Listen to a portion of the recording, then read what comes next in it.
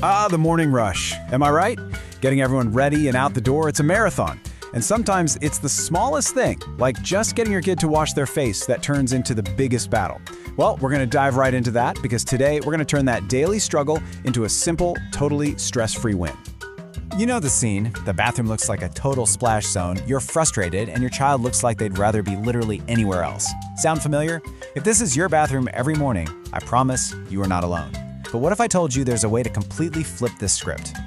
Yeah, we call it the morning face wash battle. And the secret to winning it? It isn't about fighting harder. It's about understanding what's really going on in your child's world. See, here's the thing you gotta remember. When your child pushes back, it's almost never about them trying to make you late on purpose. Nope, it's all about where they are in their own development.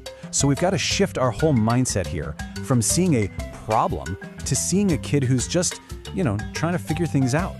So let's do that. Let's peek inside their world for a second. Why do they really resist washing their face? Well, the reasons are pretty fascinating, and they're all rooted in some basic child psychology. Okay, first up, sensory overload. For some kids, the feeling of water splashing on their face, or even just the smell of the soap can be a lot. It can be super intense. Then there's this huge need for control. It's a massive part of being a little kid. They're realizing they're their own person, and, well, saying no is a pretty powerful way to test that out. Third, they just don't get the why. We talk about germs, but that's a totally abstract idea to them. And finally, let's be real. Washing your face is just plain boring when you could be building a Lego masterpiece, right? But knowing why they resist, that's our superpower.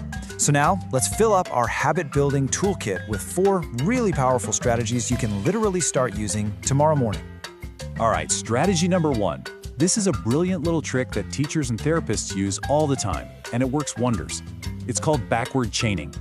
So what is backward chaining? Well, what's so cool about it is that it's all about building on success. Instead of starting your kid with the hard part, you basically start them at the finish line. You do all the prep work, and they get to do the very last, most satisfying step. It gives them this instant feeling of, I did it, which makes the whole thing feel like a win. So for face washing, it looks like this. You turn on the water, you wet the washcloth, you put on the soap, you gently wash their face, and then here's the magic part. You hand them that soft, fluffy towel and let them do the final step. Let them dry their own face. Boom, they did it. And then amazing I did it feeling? That's the hook. That's what makes them actually want to do it again next time. Okay, on to strategy number 2, making the routine visible and fun. Here's the deal. Kids absolutely thrive on knowing what's coming next. This vague idea of a morning routine can actually be kind of stressful for them. Our job is to make it solid, something they can see, and maybe even fun. And the solution is so simple, it's brilliant. Visual schedules. We're talking a simple chart with pictures. Get dressed, eat breakfast, wash face, brush teeth. It gives them a roadmap for their morning. It totally takes the guesswork out of what's next, which dials down their anxiety and, you guessed it, gives them back that sense of control they're craving. And hey, you could even turn the whole thing into a game with timers or music. There are some really fun apps out there that use animations and rewards. Or you could just make a morning playlist. When the song changes, it's time for the next step. It suddenly turns a boring chore into a fun beat-the-clock challenge. All right, our third strategy is, it's so simple, but man, is it effective. We need to feed that need for control, right? So we invite them to be our co-pilot for the morning, not just a passenger.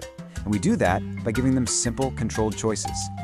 Now look closely at these choices.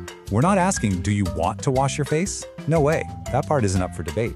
But by letting them pick the blue washcloth or the green one, the bubbly soap or the smooth soap, the dinosaur stomp song, you're giving them a say in how it gets done.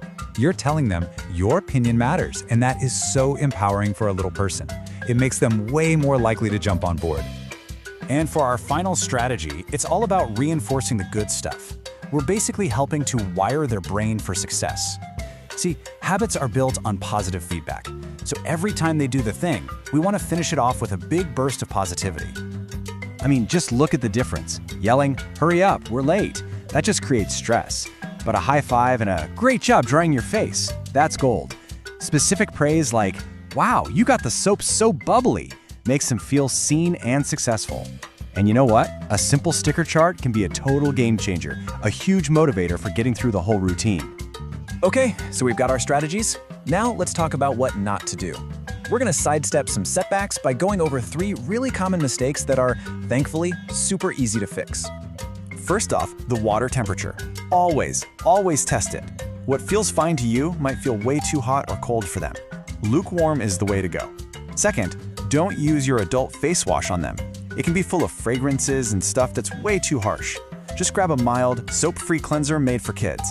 And last, be gentle. No scrubbing. Just a light little massage and a soft pat dry. Making these small changes can get rid of those major sensory freakouts. So, when we put all of this together, what does our new morning actually look like? Well, by using these strategies, really understanding their world, giving them some structure, and offering choices, you can completely change the vibe of your morning. You really do go from chaos and conflict to connection and calm. It stops being about just getting a task done. It's about building habits, not battles. It's about starting the day feeling good together. But listen, remember, this won't all change overnight. Of course not. Some days are going to be better than others, and that's okay. The most important thing is to be patient with your child and with yourself. It's that consistency, day after day, that really builds the habit. And you know, that's the real big picture here. When you patiently guide them through this one little task, you're actually doing something so much bigger. You're teaching them about taking care of themselves, about responsibility, about how routines work. You are literally laying the foundation for a whole lifetime of healthy habits.